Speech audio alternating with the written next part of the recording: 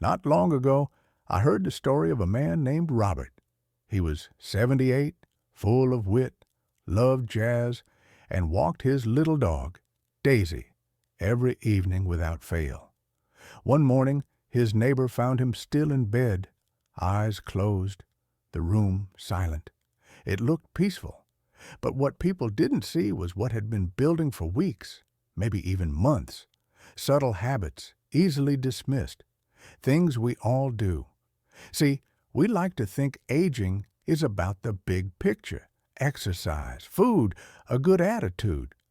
But sometimes it's the little things we overlook, especially at night, that determine how we age. Tonight, I want to talk with you about 4 bedtime habits that can quietly take a toll on your health after 70. Habits that might seem harmless, but that have been linked to heart risk, poor sleep, and even sudden nighttime events. And we'll do it the same way we always do, with reflection, with care, and with the hope that these little changes can help you live a longer, more meaningful life. Welcome to Wisdom for the Elders, the channel where we embrace aging with knowledge, confidence, and a positive mindset. If you're new here, don't forget to subscribe and join our wonderful community of lifelong learners. Habit number 1, falling asleep in the recliner. Let's start with something that might sound cozy, the recliner nap. After a long day, you lean back in that big chair, the TV murmuring in the background, and before you know it, you're out cold. It happens to a lot of folks, but sleeping upright, especially if it's habitual, can interfere with breathing, circulation, and even digestion. When you're reclined but not horizontal, your diaphragm can get compressed. That can lead to shallow breathing or even sleep apnea symptoms. I once visited my Uncle Ray in Minnesota. He swore by his recliner, said it helped his back. But over time, he developed swelling in his legs and began waking up gasping for air. His doctor eventually traced it back to poor sleep posture. Your bed was made for a reason. It supports your spine, your lungs, your rest. After 70, getting quality, horizontal sleep is not a luxury. It's protection. Habit number 2, eating right before bed. It's late, you're a little hungry. A small snack won't hurt, right? Here's the thing. After 70, your metabolism slows down. Your body processes food differently. Eating late, especially heavy or sugary foods, can cause acid reflux, unstable blood sugar, and even impact your heart rate during sleep.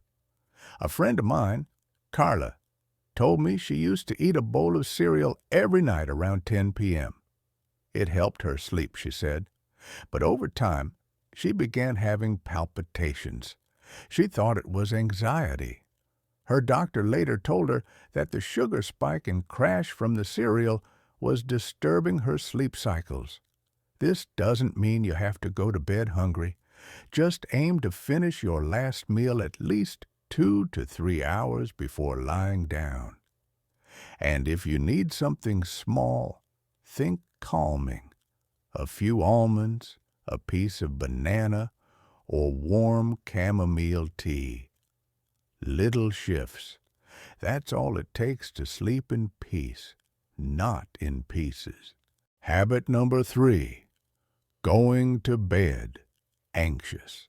We don't talk enough about emotional hygiene. A busy mind, unresolved tension, or even just the weight of the day can follow us into bed. And the older we get, the more our nervous system struggles to wind down quickly. When we go to sleep anxious, we raise our cortisol levels, increase nighttime awakenings, and risk elevating the blood pressure while we rest. It's not just about mental restlessness, it's about physical strain. I remember an older couple I met in Chiang Mai. Every night before bed, they sat quietly on their porch and shared one light and one heavy from their day. Just a simple ritual. They told me it helped them clear space in their hearts before sleep. Try journaling. Try deep breathing. Try saying one kind thing to yourself. The goal isn't perfection, it's peace. Habit number 4. Sleeping in a hot room. Comfort feels personal, but science tells us that cool air equals deeper sleep. As we age, our bodies struggle more with temperature regulation.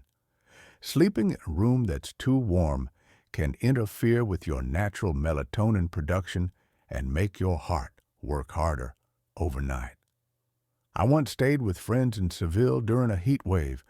Their grandmother, age 84, swore by sleeping with a small fan and a cool cloth by her bed.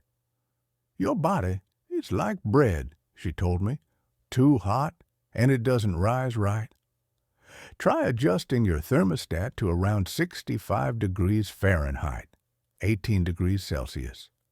Use lightweight, breathable fabrics, and consider a fan, not just for air movement, but for soothing white noise too. Temperature may feel small, but it plays a big role in rest. The habits we carry into sleep often echo into the rest of our lives. The recliner that becomes a crutch, the cereal that comforts but disturbs, the worry we tuck under the pillow, the heat we ignore. Each one may seem small, but together they shape how well and how long we live. The goal isn't fear, it's freedom.